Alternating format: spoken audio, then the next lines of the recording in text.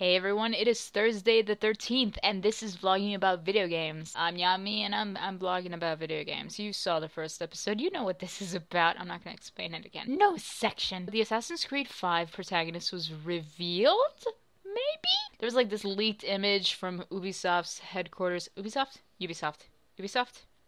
Ubisoft, where they showed a hooded character. He was an assassin. He looks mysterious and conniving. The first thing I told Moz and Andy when I saw this picture was, like, I turned around in my chair and I was like, oh my god, they're actually making a black lead character! And then they called me racist.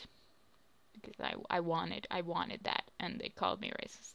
Austin, who reported on the news, believes that the item in the man's hand is a revolver. Then in parentheses he put, a weapon that appeared in the late 1930s. Austin does his research. Ricky wrote an article about how Assassin's Creed 5 should be set during American slavery and be revolving around American slavery. I think it would be a really cool idea to do that. And yes, like, America has been done and it's like dull at this point to do it in the Assassin's Creed series, but I feel like the whole issue of slavery could be quite interesting to tackle. You know, it'd be nice to have a, you know, minority main character. I want to make note that an unannounced Take-Two project was detailed, and it might be Mafia 3. There's like a listing on Actors Access for a unnamed video game by Take-Two Interactive. They were looking for 3 actors to play the characters. Franklin, a half African-American, half white, and an orphan raised in the segregated South. He is extremely loyal and uses street smarts and strength to survive. Tony, who is Italian and also from the South, is in his 30s, thin and well-dressed. The listing calls for an actor with an Italian accent. Tony's only interest is making money. Third and youngest character, Mickey, is also Italian. In his late teens/early 20s, he's all talk and his bite is non-existent compared to his bark. His relative youthfulness leads to him talking his way into and out of situations. I smell a sitcom! 2 Italians in the game? What else could it be but a mafia game? No, they never put Italians in anything else, am I right? Same as they never put Cubans in any games. Any. In cool news, because I actually like the service, Raptor is exploding. They got like 1 million. No, not 1 million. Well, I'm totally off with that. 22 million. Excuse me. Considering that I love achievements and trophies, I love Raptor because it allows me to be competitive as possible, which is very, very competitive. I am still trying to be number 1 on Tropical.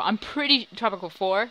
I'm pretty sure I'm like number 2 in the world on Tropical 4, because there's no way somebody has played that game more than I have. Well, I know that obviously that number 1 has, but they're like unattainable at this point. Like, what, do they just leave the game on? It's ridiculous. Like, I just looked it up and I need 682 more hours to be number 1. Like, I got 71 hours. I'm sorry to ramble, but I just really want to find this person and end them. Turn off their computer so that I can quickly get 600 hours on my fucking game. The Last Tinker, City of Colors, is heading to consoles, which is exciting. I don't really know much about the game, but I'm excited for it because the screens make it look so beautiful. It reminds me of that era in the PlayStation 2 lifespan, where all these like platformers like Psychonauts, Jak and Daxter, Ratchet and Clank, Sly Cooper. It reminds me of that art style and that kiddie comedy and that amazing gameplay of just platforming everywhere. It's adorable. He's a little monkey and I think, right? It looks like a little monkey. He's cute. Chaz previewed it. Go read that if you want to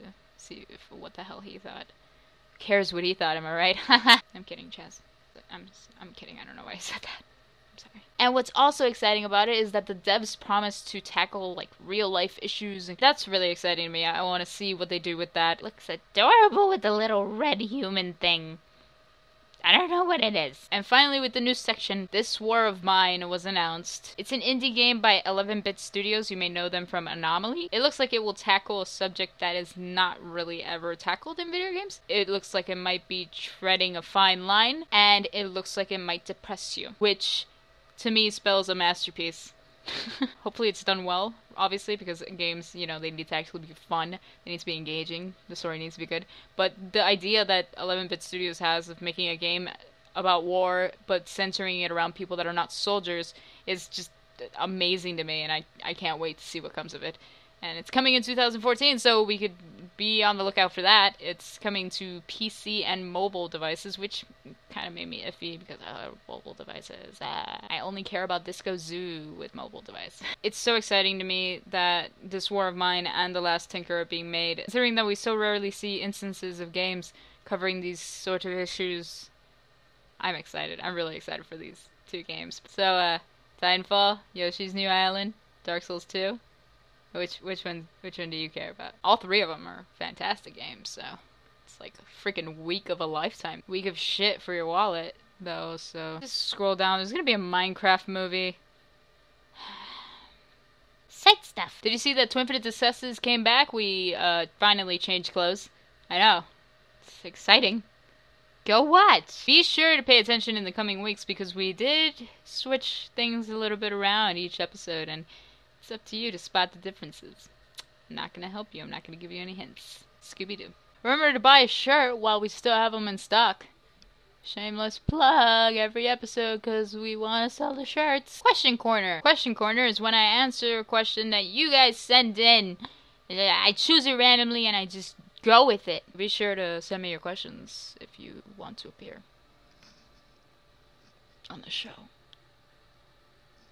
Please. Alright, so this question actually gets answered in a future episode of Twinfinite Discusses. I just wanted to throw it here because, I don't know, maybe some of you are blasphemous and don't watch Twinfinite Discusses and you missed to answer the question. I don't know. Malik Z. Johnson asks, what was it like starting Twinfinite? To be perfectly honest with you, it was a lot of hard work. Still is. Every single day we're learning new things and we're really trying hard to create stuff that you guys like. It was like a fever dream that never stopped for the past 2 years. I feel like it's a weird question to answer because I don't feel like Twinfinite has stopped starting, if that makes any sense. I mean, you are watching this now because you're probably new. You probably just saw this. By the way, in that case, welcome to the community. Welcome to Twinfinite.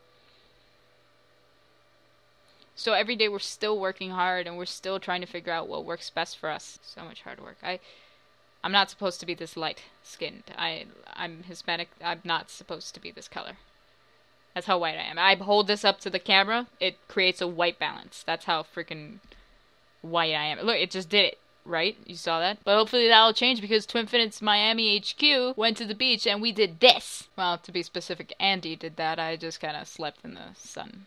That's all I did. Well, that's all I've got. I hope you enjoyed this episode of vlogging about video games. Be sure to like and subscribe and leave a comment down below telling me which game you got this week. Did you get all 3 money bags? Was there another one? There was probably another one too.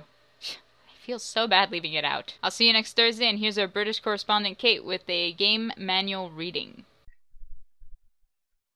Welcome to paradise. Grab your license, hop in your ride, and hit the streets. For the first time ever in a Burnout game, cars are no longer your only option for getting around town. Now, motorcycles are accessible to rip up the streets.